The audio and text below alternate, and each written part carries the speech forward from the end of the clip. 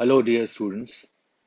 Welcome to the explanation of Stanza 3 of Adrian Rich's poem, Snapshots of a Daughter-in-Law.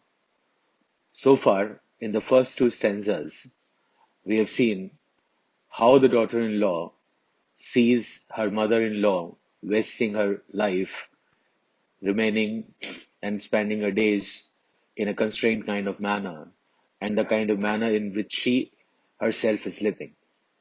Now, let's see what she has to say in stanza 3.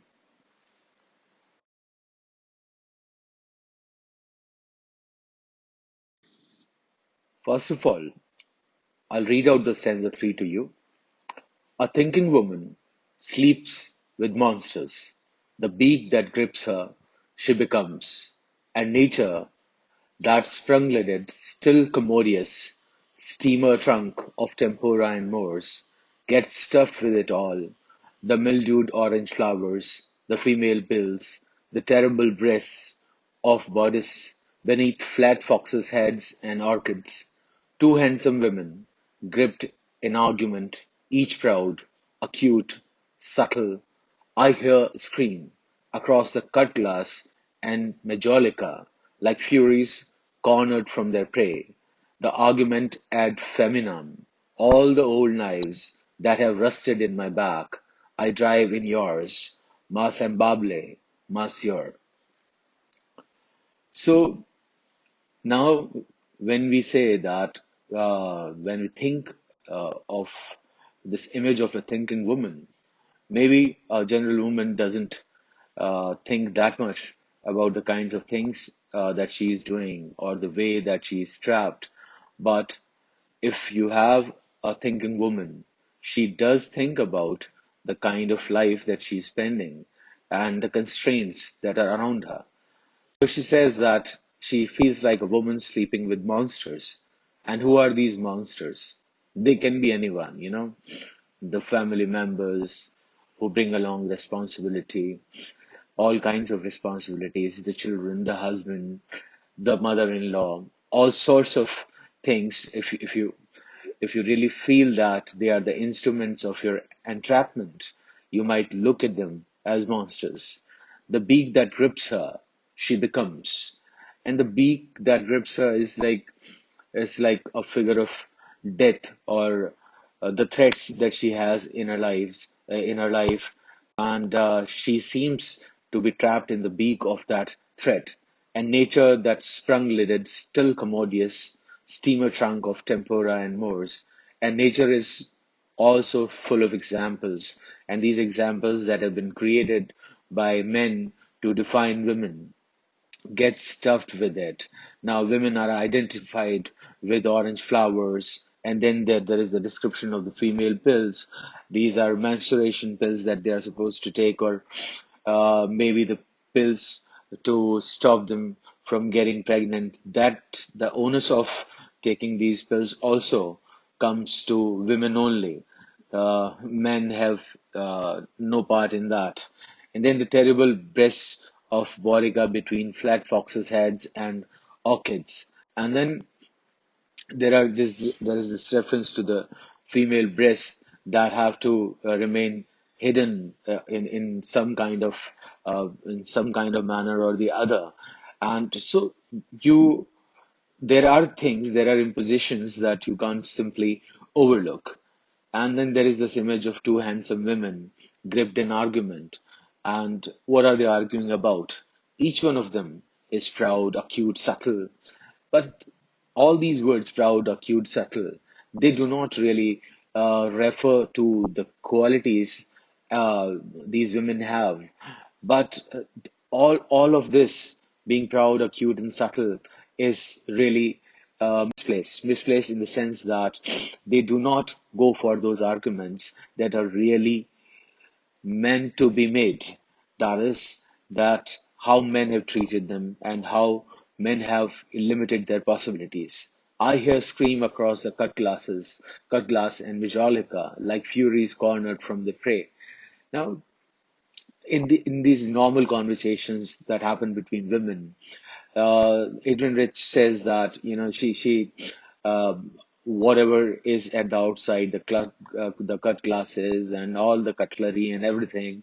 She can hear in ordinary conversations that there are these subdued screams which want a way out, and they hardly find a way out, and it's all like furies who are cornered from their prey. There are furies, there is anger, and still they are not sure about their prey. In fact, this prey is meant to be men, but in reality, it doesn't happen. What happens is that most of the arguments that women make, they attack each other unknowingly and knowingly also, because they do not really understand that for most of their troubles, it is the patriarchal setup, it is the patriarchal system of values that is responsible. But in place of fighting that out, they try to fight it out with each other. The argument ad femininem, all the old knives that have rusted in my back. So each of these women have something or the other to say to the other, and it hurts. It hurts like you're using a knife to hurt someone. And she says that with these arguments, I drive these own lives into you, and you do the same to me. Ma semblable, ma sœur. This is a French term, and first of all, it was used by the French poet Baudelaire, but his reference was to men. Ma semblable means you are the same as me. There is no difference, although they are standing in two opposite corners and they are arguing with each other. But what they really don't understand is that their conditions do not differ at all, and their argument is really misplaced if they are using it against each other.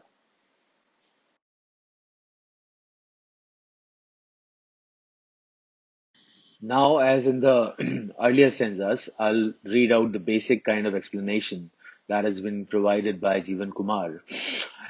In the third section, which speaks of the old argument about women's nature, she says that women are biologically inferior, the weaker sex. For a thinking woman, as Rich notes, her menial labor is enough to cause nightmares, sleeps with monsters. Even thoughts of death may be inferred from the poem. The beak that grips her implies that women are, in fact, keeping themselves trapped out of fear of alienation. In other words, the role of women is governed by social restrictions that are dictated by men. The author emphasizes the submission to convention by listening to the contents of nature's steamer trunk of temporal and mores, that is, times and customs. So these are the, men use these arguments of customs and the kinds of times and traditions to entrap women so that they do not try to come out of the kind of setting that has been provided by the patriarchy. The objects that are commonly supposed to represent femininity, such as flowers, as female pills, these are like I earlier referred to as menstruation pills, or conspicuously hide the terrible breasts of Boudica that represent women's real power and strength. Here, I really don't agree with that they represent the real power of women in that sense. That, but what is clear is that a female's physical identity also is entrapped in a manner. So symbolically, it could be understood like by the braziers. It could be understood that they are not just bound physically and mentally through traditions and customs, but in their dressing also they are bound by the rules that have been made by men. So instead of attacking the true enemy, man, women waste much of their energy attacking each other like furies deprived of their rightful quarry. So, here at this point in the poem, there is a kind of a gradual understanding of the fact that the arguments of women are really misplaced if they are using them against each other. Adrian Rich clearly points out that they need to look afresh. They need to look at the roots that are causing their pain and that is causing their entrapment. Thank you.